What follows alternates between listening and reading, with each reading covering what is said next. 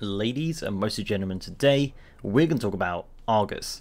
Now, not that big purple planet in the sky, we're going to talk about Argus the Unmaker, who is pretty much all but confirmed as the last boss of the Legion expansion. At this present time, there's not too much known about this guy, just a ton of speculation, and a lot of it seems very logical and probably true. But the main one is that he's a world soul, and something about Sargeras corrupting him or possessing him, I don't know. So according to the Dungeon Journal, on the PTR, Argus the Unmaker is the last boss of the Argus raid known as Antorus the Burning Throne, which has a huge cast of big names from Warcraft lore like Anam Thul, Golganath and Agramar, to name a few. But nobody saw that the world soul of Argus would end up becoming the last boss of Legion.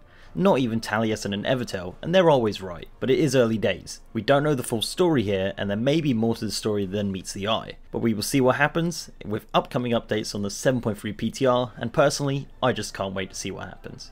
So now on to the point of this video.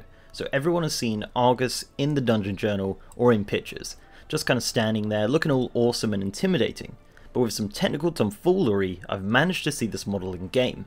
So with this, we'll be able to see what this guy looks like while walking, running, spellcasting, doing specific emotes, and more importantly, finding out how big this guy actually is in game, as there's a lot of speculation on the size of this titan. So let's jump in and see what Argus the Unmaker is all about. So for the purpose of testing, I've ported this model over to the Raft client, as my Legion Sandbox server has some restrictions, but we will be jumping into the Legion Sandbox server at the end of the video to preview something extra special. So for those of you wondering about the size, this is how big the default size is against a gnome. So he's pretty big. Not as big as a planet, but certainly quite large. If you want another reference, this is him standing next to a Fel Reaver from the Burning Crusade. So as you can see, he's not a contender for the biggest creature in World of Warcraft, but it's too early to tell if this is the actual size they're going to go with, or they're going to make him bigger once he's spawned as a boss, as this size that I'm showing is merely the default size of the model. So let's go over some of his animations. So this is the walking animation. Very slow, very intimidating.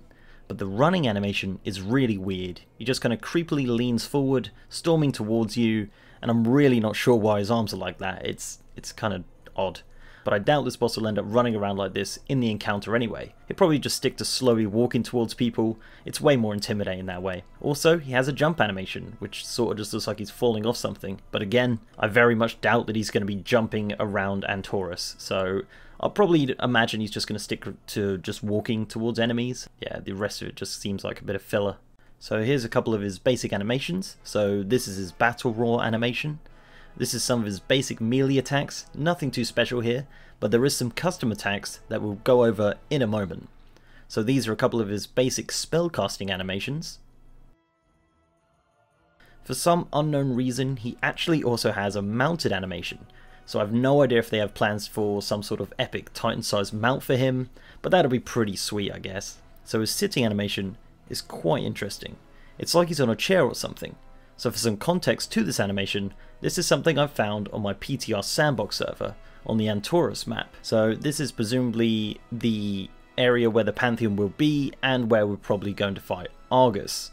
So as you can see, there's some chairs lined up, which would make perfect sense for this animation as it pretty much perfectly lines up with the design of the chair, which would lead you to believe that at some point he'll be sitting down on one of these chairs looking like he's either bored or waiting for something or someone. So pretty much all big custom models in WoW have a set of custom animations known as custom spell in the data files. Now these are normally specific for them and could involve some in-game event or specific spell. Argus is no different and has 6 total custom animations, so let's go over them. First up is Custom Spell 01. Now this looks like some sort of special ability that he's going to do in the encounter, potentially some sort of ground destroying effect, who knows. So now Custom Spell 2, now this one is rather intriguing. It appears that he's beat down and shackled up to something. The something would presumably be a game object, which is yet to be seen, and Custom Spell 3 links directly to number 2, as this animation looks like Argus is going to break away from these shackles and rise up ready to fight. A really awesome set of animations, and I can't wait to have some more context on them when we finally get to face them in game. And finally, Custom Spell 04 to 06 are just different seated positions for him. Presumably, I say if you leave him long enough, he'll probably just move around his seat impatiently, but I don't really know. It's all speculation at this point. And finally, I'm going to show his death animation. It's nothing crazy like the Kill Jaden death animation from Sunwell, it's just simply Argus falling down and dying. Nothing special, but it could always change. So that's pretty much it, guys. Let me know down in the comments your theories on Argus the Unmaker, and your thoughts on him being the last big bad boss of Legion. Personally, I wouldn't be too thrilled if the final boss battle is just him. I got a feeling that Sargeras and Illidan will be heavily involved in this fight also, judging by some of the recent leaks, but that's all I'm going to say about that. So before I go, I'd like to give a massive shout out to my amazing patrons who pledge their real life money to me, especially Blue Flipper, who is our patron of the video. So leave a like if you liked it, guys, and subscribe if you haven't. And with that, I'll see you next time.